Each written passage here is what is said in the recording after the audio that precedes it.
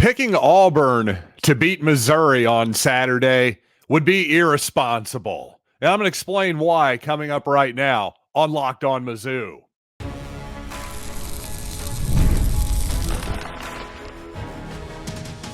You are Locked On Mizzou, your daily podcast on the Missouri Tigers. Part of the Locked On Podcast Network, your team every day.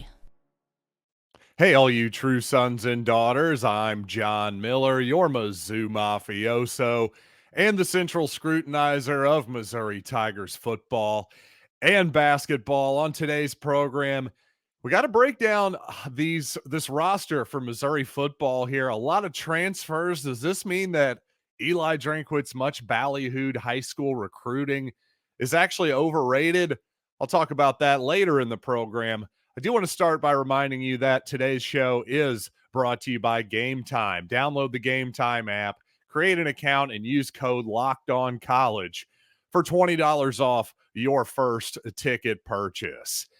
And Auburn fans, before you immediately start getting angry at me right at the top of the program here, I'm not saying that Auburn cannot beat Missouri on Saturday. Not saying that whatsoever.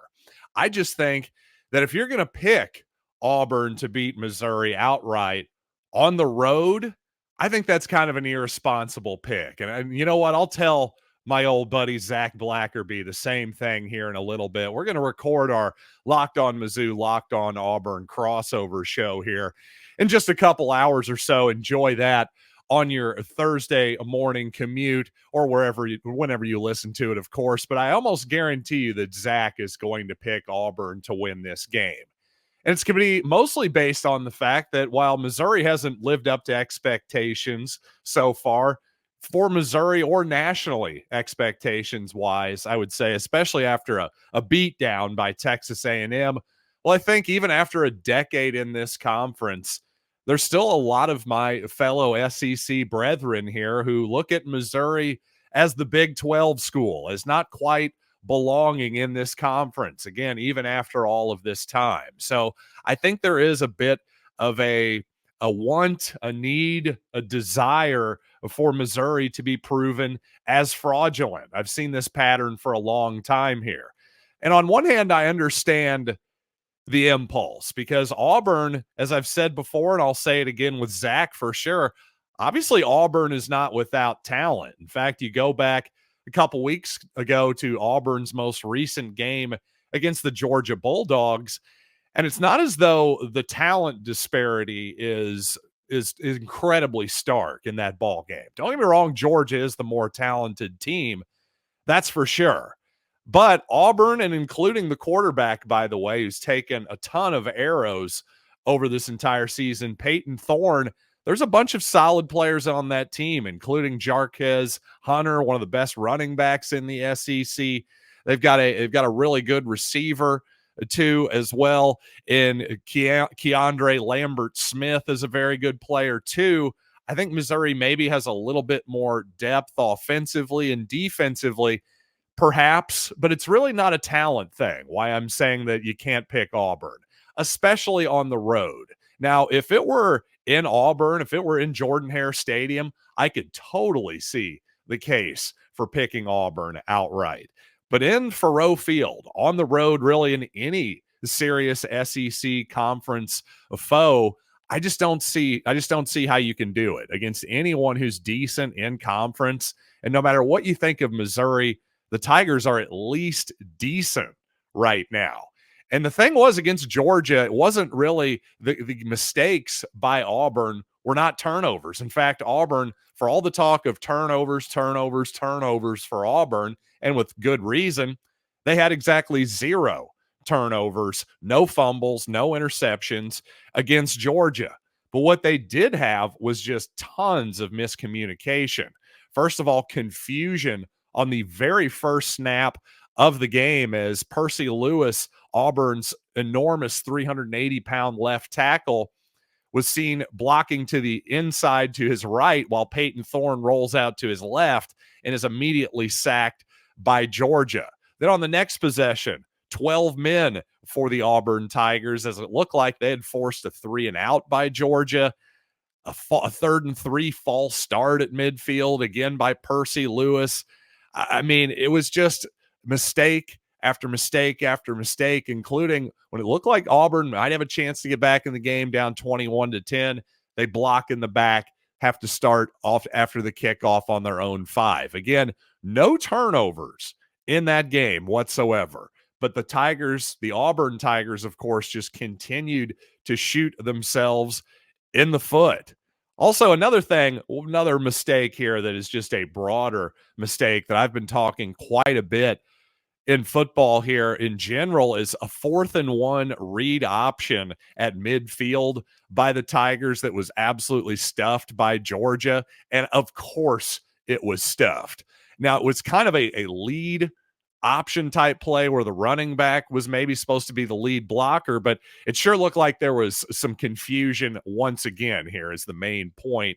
Thorne got an absolute earful from his coach, Hugh Freeze. And honestly, regardless if that was the wrong play, apparently Freeze wanted him to check to a different play there because once again, when you have a bunch of guys in short yardage, or it's red zone, goal line, a critical situation where you have multiple defenders near the line of scrimmage, guess what? That messes up your read in the read option as a quarterback. What Thorne saw is, oh, this defensive end is diving down on the running back, so I have to keep the ball. Well, the problem is, even if that running back makes a block, there's still 2 Georgia defenders to the outside there. Honestly, this is my new goal line fade play.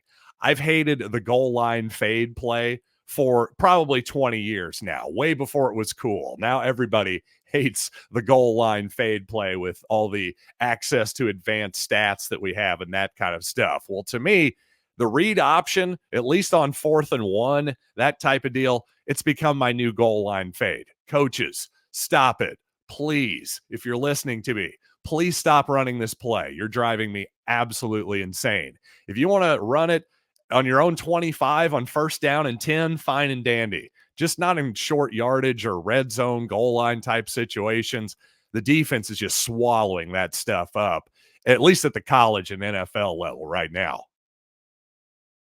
And by the way, thanks for putting up with that slight digression there. But when it comes to Auburn, once again, this is a theme that I've heard on my SEC squad shows that run every Thursday in our feed here on YouTube and wherever you get audio podcasts, but a lot of other places too, which is it's a lot of excuse making for Auburn, honestly, when it comes to, hey, this is a pretty good team, except for the turnovers, that type of deal.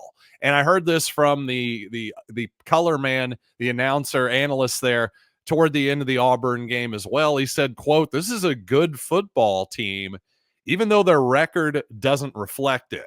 Now, I have to say, I'm gonna disagree with that quite a bit. A 2-4 Auburn team that's 0-3 in the SEC. We're gonna say that they're a good football team based on what exactly? Because the advanced statistics don't say that they're a good football team either, despite all these perhaps fluky turnovers, maybe at times, or at least unsustainable type of turnover numbers that you're seeing from the Auburn Tigers so far. Now, don't get me wrong. I do agree with the idea that Auburn has talent. Once again, you can see the talent out there on the field, even against a team that's as talented as Georgia. But does that make you a good football team? Especially the word good and team. You see my point here. There's no evidence that Auburn is actually a good football team at this point. Frankly, they looked ill-prepared and poorly coached against Georgia, despite the fact that, once again, they had 0 turnovers in that game. So the excuses did not really fly in a 31-13 loss in Athens. Bottom line is, while Missouri has not lived up to expectations so far, well, Auburn certainly hasn't either. And if you're going to pick a team that looks, again, ill-prepared and ill-coached, you're going to take them going on the road based on what? Again, why? I'm not saying Auburn can't win. Of course they can win. I'm just saying I think you may be wishing something into existence that may not be there if you're a big time Auburn fan or maybe just an old school type of SEC team and fan. But regardless, I'll tell you this. If Missouri's defense, there's really been two Missouri defenses so far this season. The one we've seen against Texas A&M and Vanderbilt, and the one we've seen against the rest of the competition. So which defense is it?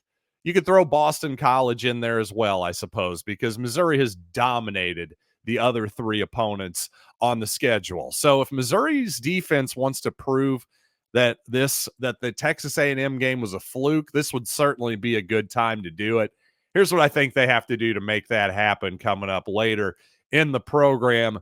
First, though, let's talk about Gametime. Today's episode is brought to you by Gametime. Download the Gametime app, of course, to find all of the best ticket deals, including Gametime's new feature called Gametime Picks that makes it even easier to get tickets to see your favorite teams play, your favorite concerts, all your events. Gametime Picks filters out the fluff to show you only incredible deals on great seats. And also, pro tip, toggle on the all-in pricing too, so you don't have any sticker shock when you check out. You'll know exactly what you're paying for up front. Gotta love the prices on Gametime. I also love their honesty as well. So take the guesswork out of buying tickets with Gametime Picks. Download the Gametime app, create an account, and use code LOCKEDONCollege for $20 off your first purchase. Terms apply. Again, create an account and redeem code LOCKEDONCOLLEGE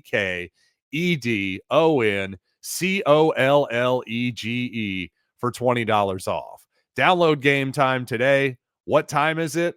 Game time.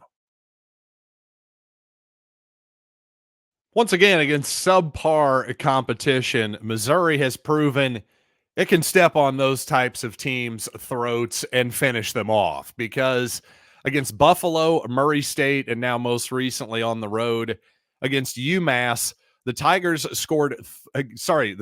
gave up a grand total of 3 points in 3 games, 2 shutouts, 1 field goal given up to the Minutemen. So that's great. Wonderful. The problem is against the 3 power opponents, the Tigers gave up 21 to Boston College, 27 to Vanderbilt, and of course 41, most disturbingly of all, to Texas A&M. Now, those first 2 ball games, I was, to be honest, especially in retrospect, well, I was really making excuses for the Missouri defense in some ways, wasn't I? I was saying, hey, we're just getting beat on some explosive plays, clean things up a little bit, and I think things will be okay.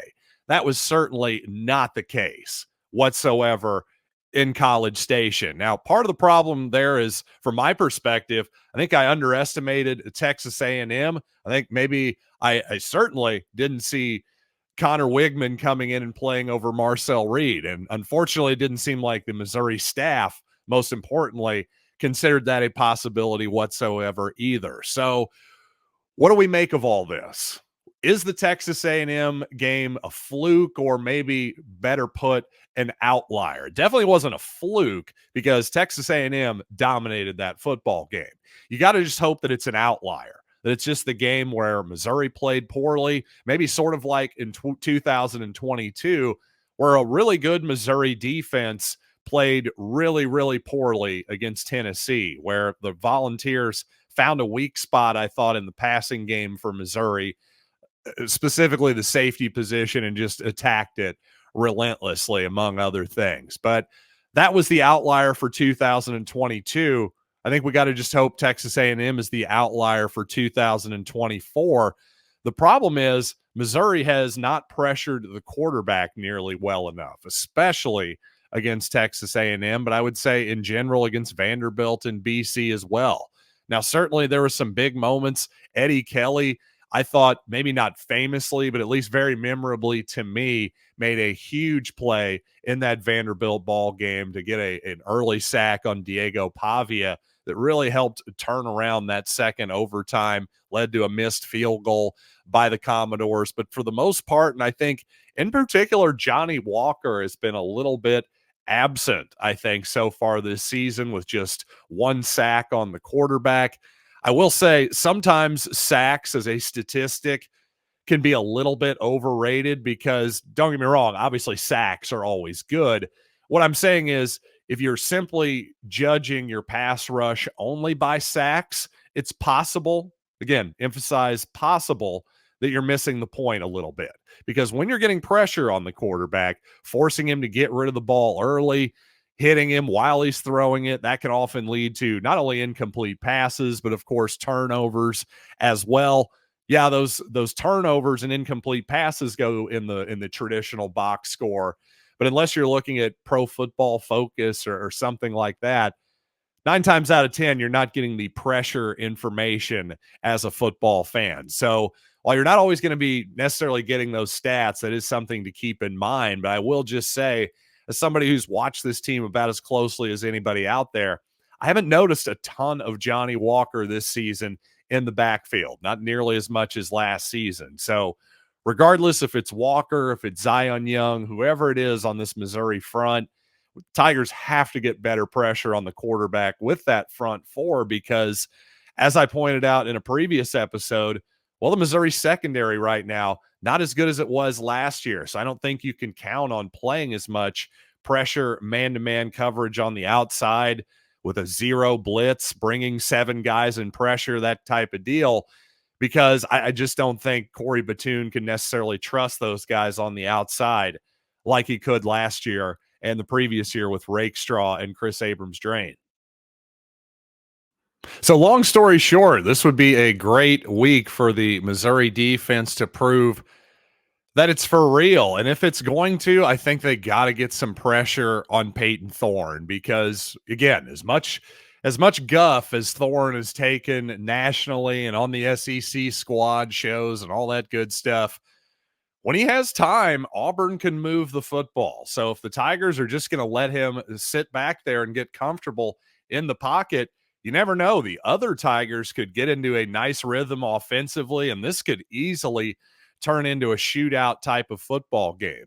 If that happens, you just got to hope Missouri's offense can keep up. But regardless, I'm feeling relatively optimistic about this game for Missouri, but obviously anything is possible in the SEC this season. Now, on the injury side, Eli Drinkwitz unfortunately had some bad news for Tigers fans.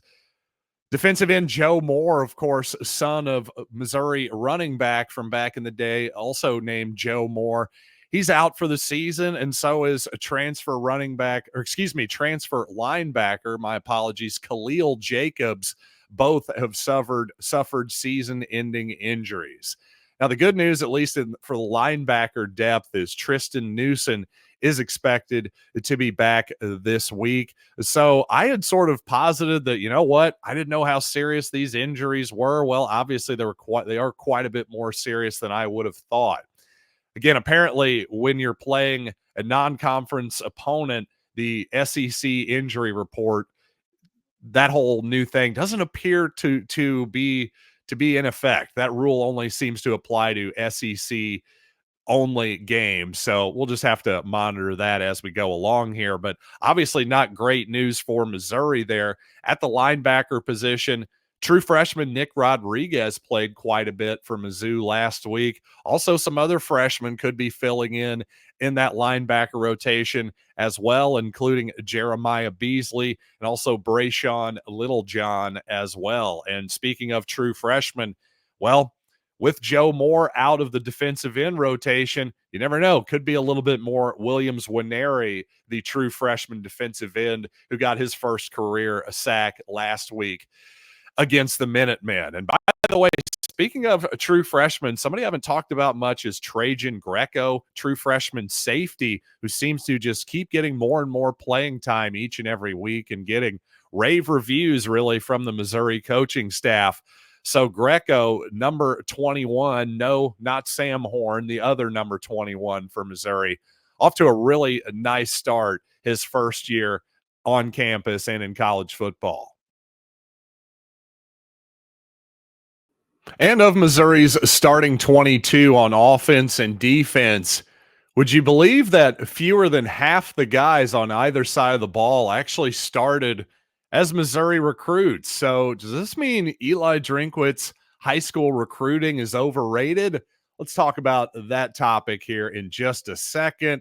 First, though, I got to tell you, NFL fans, that you can start the season with a big return on FanDuel, America's #1 sports book. So, when you get a hunch in the middle of the game, you can check out the latest stats, view live play-by-play, and so much more on the same page where you place your bets. So just get started with $200 in bonus bets guaranteed when you place your first $5 bet. And as you know, I've been off the Kansas City Chiefs all year, and that's been a pretty good instinct so far. Hold on just a second as I silence my phone here. I think this may be the week, though, that Kansas City actually is the pick. They're an underdog against San Francisco by 1.5. What have the Niners really done to prove that they're world beaters at this point? What the heck? Give me the Chiefs plus 1.5. Whether you agree with me or not, you got to check it out at FanDuel.com. Listener Brent on the X.com app writes in, based on the Missouri depth chart, realizing this is fairly fluid and changes some week to week. According to what I saw, we only have 5 players that are non-transfer starting on offense. Brady Cook, Luther Burden, Armand Membu, Tollison, and Norfleet. On defense, well, we only have 3, Johnny Walker, Marvin Burks, and Dalen Carnell. These are guys who are high school recruits by Missouri. Even if you throw in Tristan Newsome, he started at junior college, with that transition being something that has been around forever. Well, that'd get you up to 4 out of the 11 guys on defense. But regardless, the point here is the credit Drink gets for recruiting overrated. Obviously, recruiting transfers is part of recruiting these days, but it seems like perhaps our high school recruiting rankings seem to be overrated, considering that in year 5, we have so few non-transfer recruits starting. Well, you know what? This is a really good question, and at the very least, a topic to look at for the foreseeable future here, because it is surprising, especially on the defensive side of the ball. Just 3 starters there, 4 if you want to include the junior college ranks there, I suppose. So 4 out of the 11 there, if you're being generous, 5 out of 11 on offense. That is surprisingly low, but also a bit of a sign of where college football is going these days. I also, though, think that it's a bit of a preference for Eli Drinkwitz. To me, a guy who's always been about playing guys who have experience. A great example right now, I think a lot of people, including myself, have maybe been wanting to see a bigger role for Josh Manning. Well, right now, Missouri seems to want Mookie Cooper on the field all the time, even though he hasn't been particularly productive so far in the season. So regardless of what you think about that decision, I think it's a great example of how Drinkwitz really trusts experience over just about all else. At the quarterback position, definitely at the running back position too, where Missouri got 2 4-year players in the portal in Nate Noel and Marcus Carroll. So to the idea that perhaps Missouri's high school recruiting rankings have been overrated, I don't know if that's true or not. I think we'd have to take a deep dive on, well, what are similarly ranked teams in the 15 to say 25 rankings in recruiting? How have they done in the last few years? What percentage of their starting units are transfers versus high school players? That'd be some good context I'll get into eventually. But I will just say in year 5, high school recruiting it's very volatile, of course. There are 5-star type of guys that are busts ultimately, but over the long term, the evidence is very clear. There are many more 5-star guys that go into the NFL than 4-star guys. And there are many more 4-star guys that go into the NFL than 3-star guys. Now, of course, Missouri has put 3-star guys and even unranked and 2-star guys into the NFL over the years. But still, those type of players are few and far between. And if you think about the 5-star type of players that Missouri has recruited over the years, well, Blaine Gabbert, Sheldon Richardson, even Dorial Green Beckham was drafted in the second round and played a year or two in the league.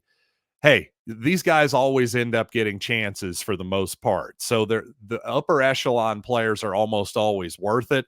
But of course, as you go down the rankings a little bit, that bust rate, the unpredictability of it, if you will, it definitely continues to increase. So there's going to be some volatility there. And if anything, I think the transfer portal is just a crutch for coaches like Drinkwitz who prefer experience. So if the problem is, again, this is why this is an interesting question and one to monitor, in my opinion, because it's the old push pull chicken and the egg thing. Well, how do I ever develop my young players if I'm constantly recruiting experienced transfers over them? That's a really, really delicate balance. So the good news is, at least defensively, you are seeing Missouri get quite a few true freshmen in there right now. I mentioned Trajan Greco. Williams Maneri got in with a sack last week. Missouri, basically by necessity, is going to have to play some true freshman linebackers, perhaps. So it's happening, but offensively, not so much. Missouri really leans on its offensive seniors and experienced playmakers. And is Missouri maybe going a little too far with that? I think right now they are, to be honest with you. So that's more of a concern, or maybe something to note than the actual ratings of Missouri's high school players. And thanks for making Locked On Mizzou your first listen today. And for your second listen, check out the Locked On SEC podcast. And also be sure to tune in tomorrow's Locked On Mizzou. Going to talk to Zach Blackerby of Locked On Auburn. Have his pick. Yes, he's going to pick Auburn. Spoiler alert. But we're going to fight about it. So it's going to be a lot of fun with Zach. I'll see you tomorrow right here on Locked On Mizzou.